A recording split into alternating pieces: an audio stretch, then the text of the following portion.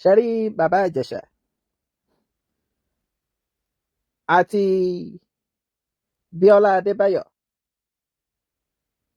àti àwọn kan tí wọ́n wà lẹ́yìn wọn tí wọ́n lè gbójú jáde, àwọn kan wà lẹ́yìn wọn o tí wọ́n lè gbójú jáde bíi tèmi báyìí.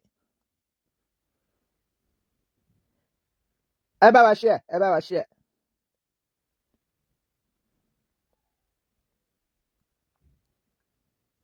ṣẹ́rí lára problem tá à ń ní láyé lénìí, lára major problem irú àwọn bàbá Ìjẹ̀ṣà yìí wà ń bẹ̀. àwọn tó jẹ́ pé wọ́n ẹ wò ń sìn nígbà tí Epstein ṣe nǹkan tó ṣe tí wọ́n bá wọn ọmọ kéékèèké sùn àwọn ò sí ń bẹ̀, àwọn ò mọ̀, ó ti pẹ́. nígbà tí àṣírí wá tú,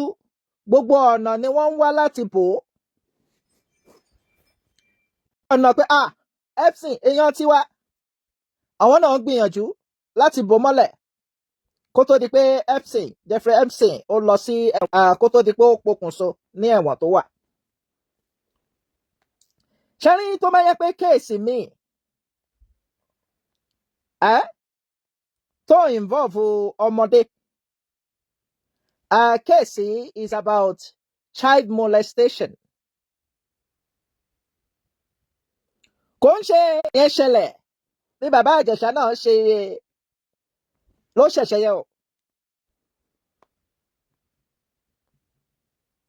ṣùgbọ́n ohun tó yani lẹ́nu ni pé ó wá ń wá gbogbo ọ̀nà láti sọ fọ́mọ Nàìjíríà pé mo ò ṣe é, wọ́n purọ́ mọ́ mi ni, ó ní mo ò ṣe é, wọ́n purọ́ mọ́ mi ni, wọ́n ní wọ́n yàwòrán ni. kódà platform tá à ń lò yẹn mọ́mí orí social media tí a wà yìí, bàbá Ìjẹ̀ṣà tún sọ fún wa pé irinṣẹ́ èṣù ni. ó jẹ́ ká mọ̀ pé irinṣẹ́ èṣù ni. meanwhile the same platform, the same social media, Facebook náà, irinṣẹ́ èṣù náà ló ti fẹ́ wẹrẹ mọ́. tẹ́mi irinṣẹ́ èṣù.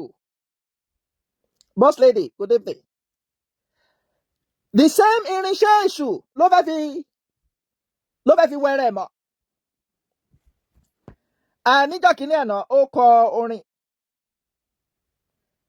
a wò pé orin yìí ò necessary lágbájá. orin yìí kọ́ orí irinṣẹ́ èṣù kan nìyẹn máa ti wí àwíjàre pé mo ṣe é. tó bá jẹ́ bẹ́ẹ̀ ni à á sọ fún pé bẹ́ẹ̀ ni. alákọ̀ọ́kọ́ ni pé ńgbà tí ìṣẹ̀lẹ̀ yẹn ṣẹlẹ̀, torí inú interview yìí ó sọ̀rọ̀ ń pa Ìyábọ̀, ó sọ̀rọ̀ ń pa Princess pé wọ́n parọ́ mọ́ òun ni. ẹ má gbàgbé, kò ń ṣe nǹkan tó ń sọ fún wa indirectly pé adájọ́ tó dá ẹjọ́ yìí ó gbàbọ̀dè. nǹkan tí ó ń sọ fún wa indirectly nítorí pé ó sọ nínú interview tó ṣe yìí, ó ń sọ pé CCTV tí wọ́n mú wá kò ní voice.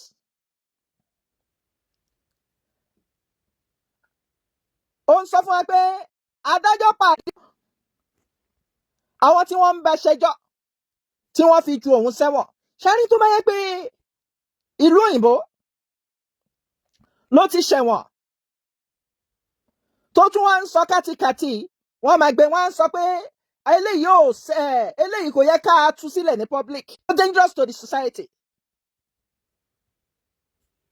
wọ́n ní eléyìí dangerous sí society. wọ́n ò ní fílẹ̀, kò ní ní òun kò ní ní effrontery láti máa parade ara ẹ̀ pé irọ́ ni wọ́n pamọ́ mi. nígbà tí ìṣẹ̀lẹ̀ yìí ṣẹlẹ̀, Ìyábọ̀ Òjó torí ó ní Priscilla òun máa ń dúró tọ̀ wọ́n mọ́ ẹ̀. meanwhile mo wá ní tó bá tiẹ̀ máa dúró ti ká ní pé ó fẹ́ dúró ti Priscilla nìkan kọ́ ló máa dúró tì, ká ní pé Priscilla nìkan ló ń dúró tì, ó ṣeé ṣe kó o ti gba pátánì ọmọ yẹn náà. bọ́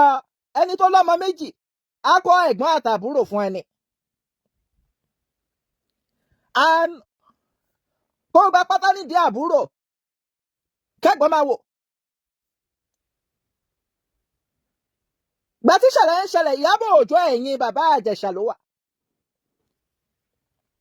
Until nígbà tí wọ́n fi evidence hàn pé ó ṣe lóòótọ́ kó tó wá switch pé bàbá Ìjẹ̀ṣà jẹ̀bi ó jẹ̀bi bàjẹ́bàjẹ́ ó jẹ̀bi tó bá fi bàbá Ìjẹ̀ṣà lẹ̀ mo máa ta lé mi máa dá padà ni kó tó di pé ó switch. Bí ara àwọn tí wọ́n wò pé báwo la ṣe fẹ́ gba lọ́ọ̀yà fún Ìyábọ̀ Òjó wà bẹ́ẹ̀. Èmi ò rò pé láàárín yẹn pé kí n rí òdodo pé arákùnrin bàbá Ìjẹ̀ṣà kò ń ṣe ẹni tó ń gbé láàárín èèyàn èmi ò rí bí tìyẹn tó ti di ẹ̀ṣẹ̀. Then tẹ́lẹ̀ wo bí Ọládayọ̀ èyí tóun tún fi gbé bàbá Ìjẹ̀ṣà ti kọrin bóun tún wá gbé bàbá Ìjẹ̀ṣà wá gbé wá sọ lórí platform mi àwọn náà ń bìlíìfù pé bàbá Ìjẹ̀ṣà ò ṣẹ̀ṣẹ̀ yẹn pé wọ́n kàn mọ̀ọ́mọ̀ fìyà jẹ ni. Ara àwọn tí wọ́n máa ń ṣọ́ra fún ládùúgbò ní láwùjọ ní Bíọ́lá náà wà. Ara àwọn tí wọ́n wò pé lágbájá foríjì mi ṣé èṣù ni mo mọ̀ bí wọ́n fi ṣe mí ni mo mí pé ká ní pé irú ọmọ Bíọ́lá ó ṣe fún irú ọmọ Bíọ́lá náà ìyẹn náà foríjà ní ṣé èṣù ni wọ́n fi ṣe ni. Ojú ló ń rojú ṣàánú àwọn nǹkan kan wà tó jẹ́ pé ìyẹn ò gbọ́dọ̀ wà lọ́ndà wọn fi ṣe kó wá fi gbẹ̀bẹ̀ ọ́ndà wọn fi ṣe yẹn kó wá fi gbẹ̀. Má gbàgbé pé ọ̀rọ̀ ọmọ yìí nìkan kọ́ ni ọ̀rọ̀ tí allegation tí wọ́n fi kàn arábìnrin kan náà jáde tá a bá sọ pé ok prince àwọn ń parọ́ ọmọ ni arábìnrin yẹn jáde ó ní ó ṣe the same thing ní London.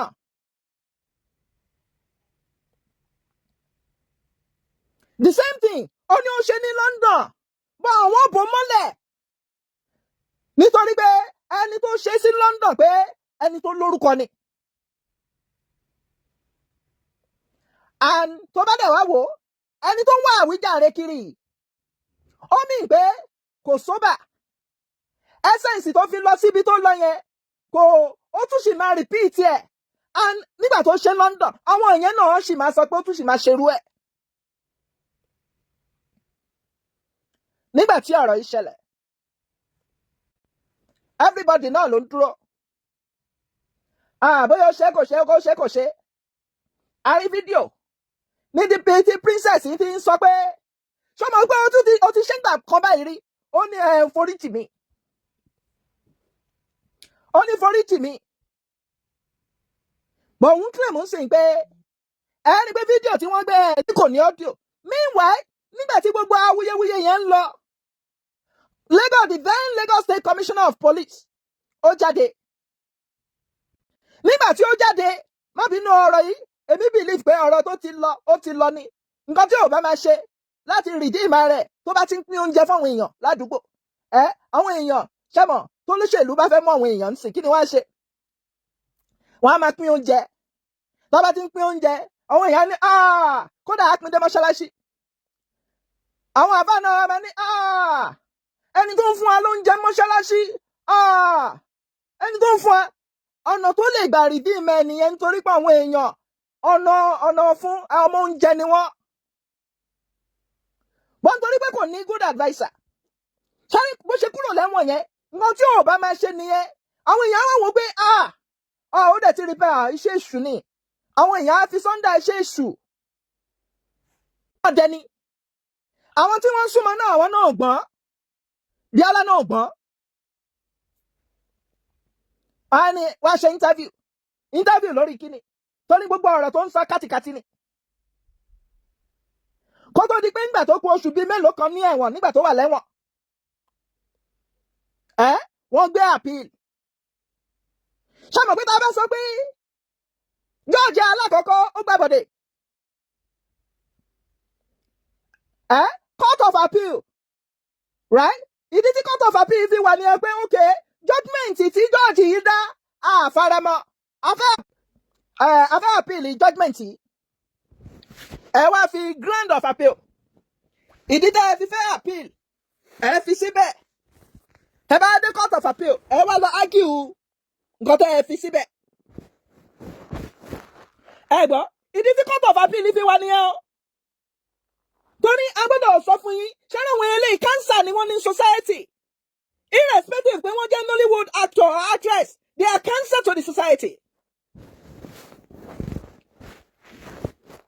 ẹ gbọ́ nǹkan tí mò ń sọ cancer ni wọ́n cancer. nígbà tí ẹ bá dé court of appeal tí wọ́n ṣe má gbàgbé ó lò ọdún kìíní ní ẹ̀wọ̀n wọn ò gbé appeal ọdún kejì ó lò lẹ́wọ̀n ó wá kù díẹ̀ kí kéèsì yẹn kó ṣe ẹ̀wọ̀n tán wọ́n wá lọ gbé appeal ìdí tí wọ́n fi gbé appeal ní pé bóyá táwọn bá ju eléyìí sí ṣẹ́mọ̀ ẹni tó gbé appeal wọ́n ti ṣe oríṣiríṣi oògùn pé àásọ dúdú di funfun tábà gbé débẹ̀ so at the end of the day kò ní jẹ́ ex-convict. torí as we speak nsìn ex-convict ní bàbá Ìjẹ̀ṣà appeal court of appeal wá gbàdànù ó ní orí wọn ò pé kí má gbàgbé mo ní commissioner of police jáde nígbà tí ariwo yẹn pọ̀ free bàbá Ìjẹ̀ṣà o kò ṣe o free bàbá Ìjẹ̀ṣà meanwhile nígbà tí fídíò jáde kò sọ pé princess fíìmù ni mo wá ṣe irú àkóbá òun lélẹ́yìí kò sọ yẹn ẹ̀bẹ̀ ló ń bẹ̀ pé ẹ foríjì mi mo mọ̀ ṣáà foríjì mi. foríjì mi ìyẹn tó ń sọ pé ṣọmọ pé òun ti ṣe ń gbà báyìí ó ní bẹ́ẹ̀ ni ọ̀gá ọlọ́pàá wá jáde ọ̀gá ọlọ́pàá ìlú Èkó ó wá ń sọ fún ọmọ Nàìjíríà pé bàbá Ìjẹ̀ṣà jẹ́wọ́ pé òun ṣe ẹ̀ṣẹ̀ yẹn ó ní ó ti jẹ́wọ́ fáwọn pé òun ṣe ẹ̀ṣẹ̀ yẹn ṣé mọ̀ pé lára statement tó kọ lára nǹkan tí wọ́n máa lò as evidence in court nìyẹn tó bá kọ statement fọlọ́pàá pé lágbájá o mo ò ṣe o fíìmù ni wọ́n pè mí fún o wọ́n purọ́ mọ́ mi ni o ó máa háàdì kí wọ́n tó lè jẹ́lì ẹ̀. ẹ rí pé nígbà tí wọ́n gbé bàbá Ìjẹ̀ṣà ó ní iye count charge tí wọ́n fi gbé wọ́n ju àwọn nǹkan nù wọ́n ọ̀pọ̀ di méjì wọ́n sọ pé eléyìí kò sí evidence ń bẹ eléyìí kò sí evidence ń bẹ méjì pé eléyìí evidence wà lórí àwọn eléyìí torí nígbà tó ń ṣe interview ń sọ̀rọ̀ pé wọ́n náà ń fi kí ìdá àwọn tí kí yẹn wọ́n jù ú lù nílé ẹjọ́ ni torí kò sí evidence ọ̀rọ̀ nìyẹn ọ̀rọ̀ evidence ni pé ó ti fi kí ìjà ọmọ kan ní ìbálérí ìyẹn ò sí evidence wọ́n jù yẹn nù wọ́n ní eléyìí ò sí lára ọ̀rọ̀ èyí tó wà lára ọ̀rọ̀ wọ́n dì mú wọ́n wá fún ní ẹ̀wọ̀n. tí máa ń béèrè kan sì ń pé ká ní pé ọmọ yín ká ní ọmọ yín ni wọ́n ṣe fún ṣé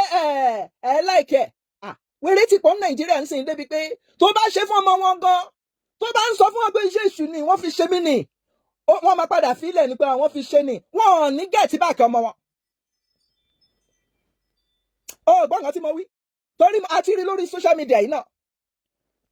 DJ Kulet wọ́n ní ọkọ tí ó ń fẹ́ ó molest ọmọ kan ìyá ọmọ yẹn náà ló ń bá bẹ̀bẹ̀ pé iṣẹ́ èṣù ni orí pé ni wọ́n fi ṣòun ni má bínú foríjì kò gẹ̀ẹ́tì báàkì ọmọ tóun ó tú ọmọ tiẹ̀ under the box ó tú ọmọ yẹn under the box àǹtí ọmọ yẹn bá wá dàgbà lọ́la ara àwọn ọmọ tí wọ́n máa bínú sí ìyá wọn pé ńgbà tí nǹkan báyìí ṣẹlẹ̀ sí mi ìyá mi gan ó wà lẹ́yìn ẹni yẹn but àwa ti gbàgbé àwa máa sọ pé tọmọ yẹn bá ń react àwa máa sọ pé yé ni meanwhile ọmọ yẹn dẹ̀ lè máa react out of bitterness lórí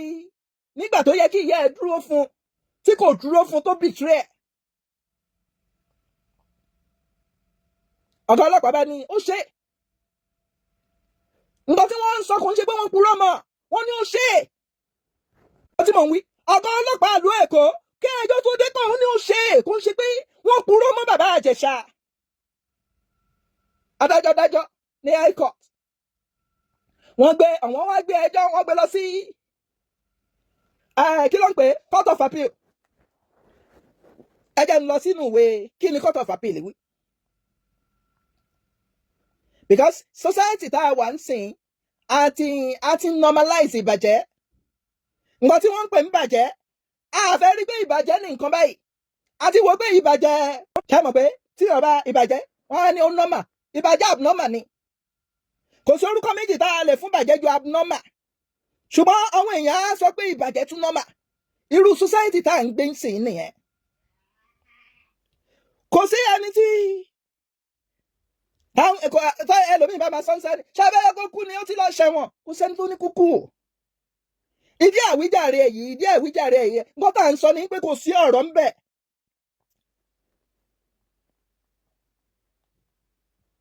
ẹ gbọ́ ìdí àwíjàre èyí là ń sọ pé kò sí ọ̀rọ̀ ń bẹ̀ a ti sọ nǹkan tó yẹ kó ṣe ṣùgbọ́n kò ṣe yẹn àwíjàre ó kọrin ó lùlù lórí àwíjàre ó tún wá lọ bá Bíọ́lá bí àwọn tí wọ́n ń tẹ̀lé àwọn kan tí wọ́n lè gbójú jáde ni wọ́n á sọ pé Bíọ́lá kí ló lè bá a ṣe fún bàbá Ìjẹ̀ṣà láti redeem ẹ̀ the only thing tó lè redeem bàbá Ìjẹ̀ṣà òun náà nílé ẹjọ́ then gbogbo àwọn tó ẹ wá wò pé ó wà involve tó ní àmọ́ ṣé wọ́n purọ́ mọ́ mi ni òun ò bá gbé wọn lọ lé ẹjọ́ pé lágbájá purọ́ mọ́ mi pé mo ṣe nǹkan báyìí.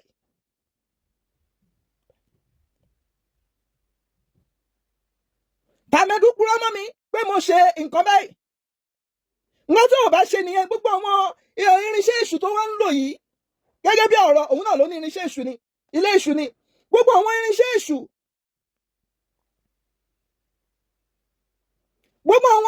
èṣù tó wá ń lò yìí kò yẹ kó lo irinṣẹ́ èṣù ni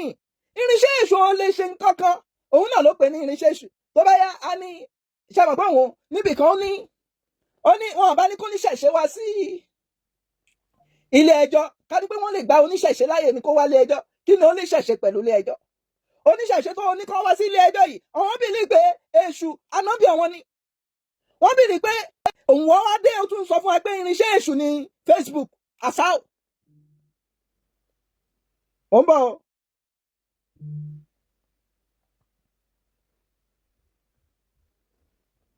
dánú ọ̀rọ̀ ìgbìyànjú tí wọ́n ṣe lẹ́yìn tí bàbá Ìjẹ̀ṣà tó máa kúrò ní ẹ̀wọ̀n lára ìgbìyànjú tí wọ́n ṣe náà ní pé wọ́n tún sọ fún wa pé ilé ẹjọ́ sọ pé kò mọ nǹkan kan lórí kéèsì yẹn pé kò mọ meanwhile irọ́ tí wọ́n tún pa irọ́ yẹn náà wọ́n tún pa fọ́mọ Nàìjíríà meanwhile kò ń ṣe pé ilé ẹjọ́ ló túlẹ̀ pé kò mọ nǹkan kan ó lo ojú ẹ̀ pé ni wọ́n dẹ̀ ṣí sílẹ̀. lára nǹkan tí wọ́n fẹ́ gbé sórí àwọn èèyàn òun láti ìgbà tó ti jáde ni wọ́n ti ń plan wọ́n ní plan A yìí kò jẹ́ wọ́n á tún wò pé kí la tún lè ṣe plan B ó máa lọ kọrin ni ó mọ̀ pé ó mọ orin kan bóyá tó o bá kọrin orin máa ń lọ fà á tó bá ti kọrin gbọ́ wọ́n á wò pé ìkàdẹ̀ ni wọ́n lè ṣe báyìí fún bàbá Ìjẹ̀ṣà.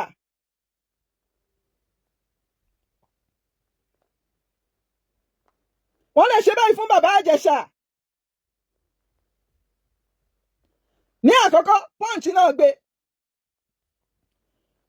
ní on the 17th of November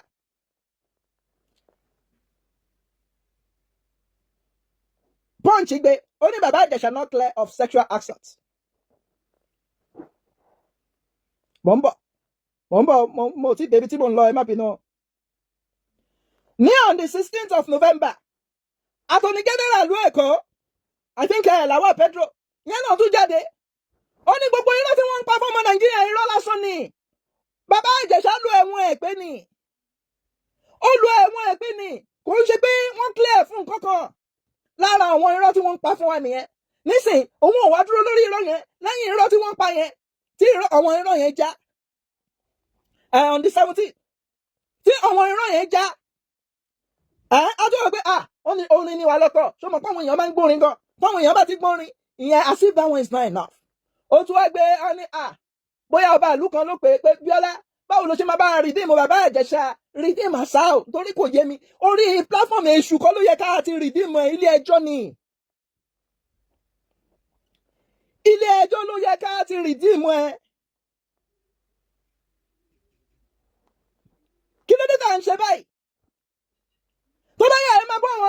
àwọn tó wà ń jọba pé àwọn ò ṣe dáadáa àwọn tó wà ń jọba wọn ṣe báyìí àwọn tó wà ń jọba wọn ò ṣe báyìí ẹ̀yin tẹ́ ẹ jẹ́ aráàlú gan kí ló dé tá à ń ṣe báyìí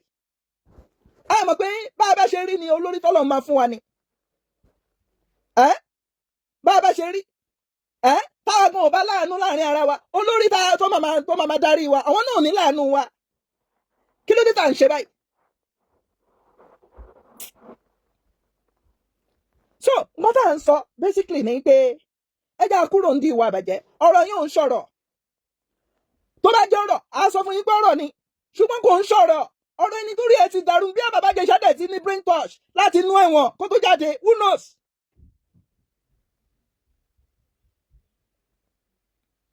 ta ló mọ̀ bí ó ti ní brain touch kó tó kúrò lẹ́wọ̀n because tó o bá ti ṣerú kí ni yẹn on a good day ẹni tó bá ṣerú nǹkan bẹ́ẹ̀ yẹn ó yẹ kó lójú tì ní tó bá ti wá lójú tì kájẹ́ ìwà sọ pé kò lójú tì àwa máa ṣiṣẹ́ bóyá charity torí àwọn èèyàn with charity lára nǹkan tí wọ́n fi máa ń capture àwọn èèyàn òun ló ń jẹ́ ó kàn lè wó pé nǹkan tẹ́ ẹ lè ṣe fún mi ní pé ṣáà bá mi wá 5 million wàá lọ ra àpò rice bóyá wàá di sí ọ̀nà 4 fẹ́yàn kankan ni bí dèríkà kankan bí olóṣèlú ṣe ń ṣe bàbá Ìjẹ̀ṣà ò mọ bí olóṣèlú ṣe ń ṣe ni wọ́n máa fídíò ẹ̀ àwọn èèyàn ní bàbá Ìjẹ̀ṣà ó ṣe lè ra ìfẹ́ àwọn òyìnbó gbogbo àwọn kàtìkàtì tó ń sọ yìí mo ṣe Ìyábọ̀ fi ọmọ ẹ̀ sí mi lọ́dọ̀ ṣé ṣóun fi kọ́kọ́rọ́ ta ló mọ̀ ta ló mọ̀ gbogbo yìí tó ń sọ yẹn kò necessary òun mo fi pè yín pé lára tẹ́bọ̀wò tọ́pìkì mi òun ni pé lára nǹkan tó ń da ayérú ń sìn kágbàlagbà kó bọ́mọdé sùn kágbàlagbà bá bọ́mọdé sùn nígbà tọ́mọdé ò tí yẹ kó experience nǹkan yẹn ọmọ yẹn máa padà dàgbà láti yá wèrè sí society ni kò tí ẹ̀ wo pé nǹkan tó ń ṣe aburú ni kánì mi ní ìjọba Èkó ó yẹ ká àtútù gbé ni àtúgbé àásù ẹ̀ fún pé ó ń spread the false information láwùjọ ó ń rọ́bìṣì Nigerian system ó ń rọ́bìṣì kóòtù tó dájọ́ yẹn ó ń sọ fún wọn pé orí adájọ́ ò pé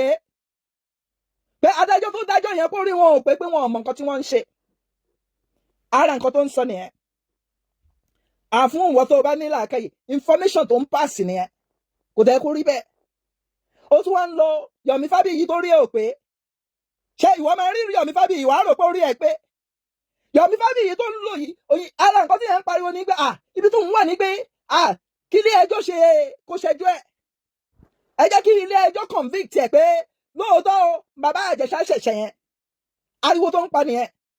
pé ẹ lè sọ pé ó ṣe tí ilé ẹjọ́ ò bá ti convict ẹ̀ nígbà tí ilé ẹjọ́ dẹ̀ wá dájọ́ the same Yomi Fabiyi tó rí ẹ ò pé yìí òun náà ló tún jáde nígbà tí bàbá Ìjẹ̀ṣà jáde tó tún ní wọ́n ti clear bàbá Ìjẹ̀ṣà wọ́n ní kò mọ nǹkan kan pa ẹ̀ ṣé Yomi Fabiyi ni bàbá Ìjẹ̀ṣà tó wá ń lò sórí bàbá Ìjẹ̀ṣà tó ní tọ́ọ̀ṣì ni ṣé ẹni tó sọ pé ẹ jẹ́ kí ilé ẹjọ́ kó dájọ́ tí ilé ẹjọ́ dẹ̀ dájọ́ the same person náà ló tún wá jáde pé bàbá Ìjẹ̀ṣà kò lẹ́ṣẹ̀ wọ́n ti clear ní gbogbo kéèsì ẹ̀ tí wọ́n dẹ̀ clear ṣé irú Yomi Fabiyi ó rí pé Yomi Fabiyi ti ya wèrè ni ó dàbí ọ̀rọ̀ wèrè ó máa ń di same tó bá wo Yomi Fabiyi wàá rí pé ọ̀rọ̀ wèrè nìyẹn nísìn èyí tó ń ṣe ń sìn tó gbé dání ń sìn ọ̀rọ̀ wèrè ni ó ti ní brain touch bàbá Ìjẹ̀ṣà ó láìkí kóun náà ní brain touch lẹ́wọ̀n tó ti ń bọ̀ Lizzy Anjorin ìyẹn náà ní brain touch bí ọlá tó gbé bàbá Ìjẹ̀ṣà wa òun náà ní brain touch torí ìkà ni gbogbo yín ìkà ó dàbí nínú ọ̀rọ̀ tí Lizzy Anjorin sọlá pé ọmọ mi ó ní bàbá Ìjẹ̀ṣà ò bá Fàdíyà ó ní kí ló kan anybody ń bẹ ó ní bàbá Ìjẹ̀ṣà ò bá Fàdíyà àwọn dẹ̀ ní náà èèyàn ò lè Fàdíyà kó ní kò kàn wá bàbá Ìjẹ̀ṣà Fàdíyà tó bá dẹ̀ Fàdíyà ẹ má tún wá sọ fún ẹ má tún máa fi gbá wa lójú pé ó ṣe bí dì ló fà ya kò ṣáà ya gbogbo ara sọ àmàdúró kó ya gbogbo ara ká tó sọ̀rọ̀ àní dúró kó ya gbogbo ara tó bá ti Fàdíyà ó ti Fàdíyà àti mọ̀ kó ti Fàdíyà gbọ́n torí pé kò ní tìjú ó tún wá ń jáde ọ́nà irọ́ ni wọ́n pamọ́ mi ṣáàwá ló yẹ sórí platform èṣù ló yẹ kó ti máa ń sọ fún wa pé irọ́ ni wọ́n pamọ́ òun tó bá ń ṣe pé ó ní brain touch ṣé kò ń ṣe ilé ẹjọ́ ló yẹ kó lọ kó sọ pé irọ́ ni wọ́n pamọ́ mi ẹjọ́ ẹtú kéèsì yẹn yẹ̀wò ẹ̀ẹ̀mejì ni wọ́n lọ sí court of appeal pé ẹjọ́ ẹtú kéèsì yìí yẹ̀wò wọ́n ń jùlọ ni court of appeal last one ó sọ fún pé no ó jẹ́wọ́ pé ó ṣẹ̀ṣẹ̀ yìí kò dẹ̀ sí evidence tí a máa lò láti overturn nǹkan tó ṣe tá bá ní rí ọba ìlú kan tó bá ní ọ̀nà èmi ò sọ pé ọba kan ló ní kẹ́ ẹ wá gbogbo àwọn damage control kò tẹ̀ sí control nù gbogbo èyí tó wà nílẹ̀ nǹkan tèmi kọ̀ rí ni pé ẹ fẹ́ bà àwùjọ jẹ́ ni ẹ fẹ́ sọ abnormal di normal ẹ fẹ́ sọ pé tí lágbájá bá ó lè ṣe pé mo mọ lágbájá tí lágbájá bá ṣe alábálágbájá á bò mọ́lẹ̀ ohun tó tẹ́ ni àwùjọ tí wọ́n bá ti ń ṣerú ẹ̀ ò lè lálàáfíà àwùjọ tí àwọn èèyàn tó ń ṣerú ẹ̀ tí wọ́n bá wà tí wọ́n ò ní tìjú pé nǹkan báyìí kò dáa àwùjọ yẹn ò lè lálàáfíà so àwọn ò ní sọ jù báyìí lọ bọ bàbá Ìjẹ̀ṣà bóyá èyí tó yẹ kẹ́ ẹ ṣe fún sìn gba statement lẹ́nu interview yẹn bá mú lọ sí psychiatric kọ́ lọ wo brain ẹ̀ bóyá nǹkan kan ti wà ní brain ẹ̀ yìí tẹ́ ẹ̀ kàn ń ṣe yẹ kàn ń dọ̀tí àwa Nigerians ni àwọn tá a jẹ́ Yorùbá gan ẹ̀ ń gbá wa lójú ibi tó yẹ kẹ́ ẹ mú lọ kí wọ́n lọ ṣe therapy fún mú lọ ìsọkúsọ lẹ́wà ń wọ́n lórí platform èṣù rí bórí yín ò pé anyway àwọn ò ní sọ jù bẹ́ẹ̀ yẹn lọ pé ìsọkúsọ ni bàbá Ìjẹ̀ṣà ń sọ Bíọ́lá tó gbé wá orí òun náà pé má bínú mo sọ́rí láti sọ orí Bíọ́lá náà pé torí gbogbo yín ṣì ń bìlífù pé kò ṣe the only belief tẹ́ ẹ lè bìlífù ní pé ilé ẹjọ́ lẹ̀ bá ti gbà lọ gbogbo ẹ̀yin tẹ́ra ṣèṣì Ọlọ́run aṣọ gbogbo wa ojú òní tí yìí kò jẹ́ bó ṣe jẹ́ lágbára ọ̀nà ẹ̀yin tẹ́ra náà mo dúpẹ́ lọ́wọ́ yín ojú òní tí yìí ẹ̀ní wọ́wọ́ tì mọ̀ ga sí ẹ̀ní wálẹ̀ ẹ̀yin mọ́ mímí gbogbo ẹ̀yin tẹ́ bá fẹ́ ra obì atare atajọsí garlic pepper àti orógbó ẹ fẹ́ ra alum ẹ fẹ́ ra àdí ẹ fẹ́ ra so many things oyin náà ti dé àlóyin mọ́ stọ̀ kò sóyin kankan mọ́ gbogbo yín wá ó ti lọ so oyin ti dé sí so a máa ní oyin so èyí tẹ́ bá ní the small size ẹ máa rí small size èyí tẹ́ bá ní the big size ẹ máa rí big size in fact I have a lot to do today throughout today I'll be very busy ní store bí by lady then àwọn aṣọ gbogbo ẹ̀yin mọ́ mi tẹ́ fẹ́ ra aṣọ òkè aṣọ òkè búbù ta nínú store we have just three but 15 tuntun ti wà lọ́nà báyìí 15 ó máa wọnú ṣọ́ọ̀bù ilé ní aṣọ òkè nìkan búbù so gbẹ̀yìn mọ́mì mi tẹ ọ́dà fún búbù aṣọ òkè yìí ti dé pẹ̀lú gèlè àwọn tó ń ṣe special order ló ní gèlè o kó máa ní pé alẹ́ ní gèlè aṣọ òkè ti tẹ̀mí ò ní gèlè ẹ̀yin tẹ bá rà special order ó ní gèlè àwọn tó ń ṣe special order kò ní gèlè so bó ṣe jẹ́ nìyẹn because gèlè òkè bá búbù wà so special order ni so then àwọn aṣọ tó ta lẹ́nu tó mú yes ó tún ti ṣe kíni ó ti dé ẹ mọ̀ pé láti ìgbì December láti já ọjà gbẹ̀yìn àti ìjàjà títí dé ìsinsò ọjà wa ti wá dé báyìí then ẹja lóríṣiríṣi Thailand fish magana fish àpò panla kíká not panla stockfish o máa ṣe other stockfish ni because èmi ò like kí n kàn máa gọ́ ọjà ẹja jọ sọ́wọ́ so gbà tí máa order ẹja a ṣì ní stockfish but now stockfish wa ti tán we have just $2 so a ṣe máa order yẹn ni so èyí tẹ́ bá ní àwọn ẹja yẹn ẹ tètè gbá mi láago ẹja ti dé báyìí sí ẹ ṣé gan mo dúpẹ́ ojú òní tiwa mi ní wá yín tẹ èyí tẹ́ bá fẹ́ ra àwọn nǹkan spiritual items àdúrà ló ń gba agbára kọ́ àwọn nǹkan spiritual items àwọn iṣẹ́ lóríṣiríṣi yes mi ò lè ṣe kí n má produce